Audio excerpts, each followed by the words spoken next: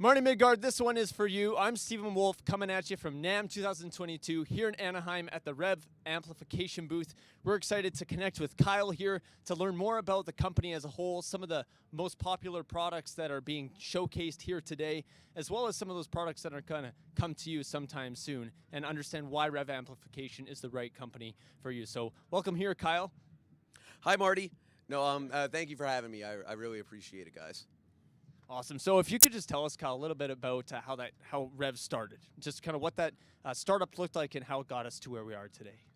Right, so we're based in Winnipeg, and one of the founders, Derek, owns a printing company, and he got an email one day from Dan Trudeau, our head designer, saying, hey, I make amplifiers in my basement. Can you laser etch something? Derek was like, I got to check this out.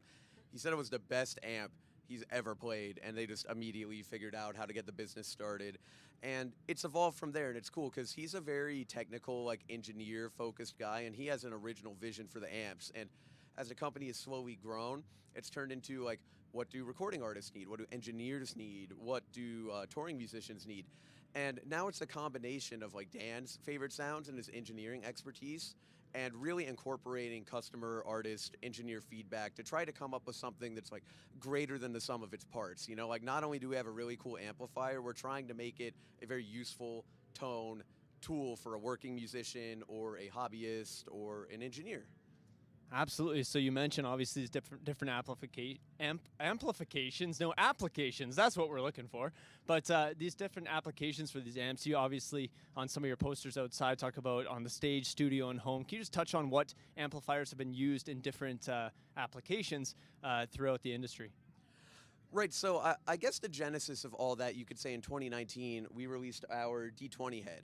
Now, it's small on purpose. It's still made in Canada, and it's all tube, 20 watts, and only 9 pounds. It's designed to be portable. We, modelers rule now, right? Like, we can't argue with that. Like, there's a lot of really good modelers, but it's like, what if you wanted to play tube again, to have that feel, but also have that convenience of modelers? So we're the first amplifiers to have 2 notes, torpedo, embedded, reactive load, and impulse responses built into the amp, which means not only will it sound and feel as though it's plugged into a cabinet. Without a cabinet, it also won't blow up, which will normally happen if there's no cabinet.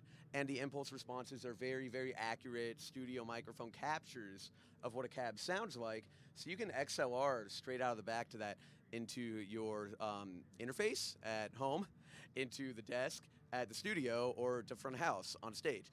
And that really allowed us to kind of find our voice in different areas. We see this being used a lot by Nashville session guys, like everything from like big country albums to like Backstreet Boys. They need like a really clean, one of our guys actually did the last Backstreet Boys album, and very clean guitar that can take pedals well. But then we have that original purple channel that, you know, viewers are probably familiar with here, which is like tight, string separation, brutal, 7 strings, 8 strings. And like right when we really got into the purple channel, Unearth was using us on tour, like heavy music. And it's allowed us to, as we grow and have a larger product line, really cater to like our original fans, and also reach out more to like Nashville, clean, crunchy, session tone, worship type, and which has been good for Dan. He's really got to flex his creative engineer muscles from originally being a metal guy to working really closely with artists and customers and engineers to hear their feedback and develop tones that like, hopefully there's a little bit of something for everyone.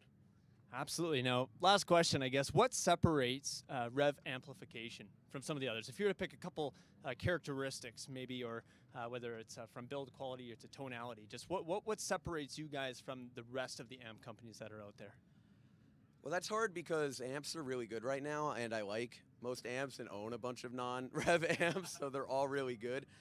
I would say, like I said, the feedback is very, very important to us. It's just, we have these Gear and Beer live streams, for example, every Wednesday, where we pick a topic, and it might be like, what about speakers, or like how to play Van Halen licks, stuff like that. And we interact in the chat with them. That's 7:30 Central Time every Wednesday. We never miss one.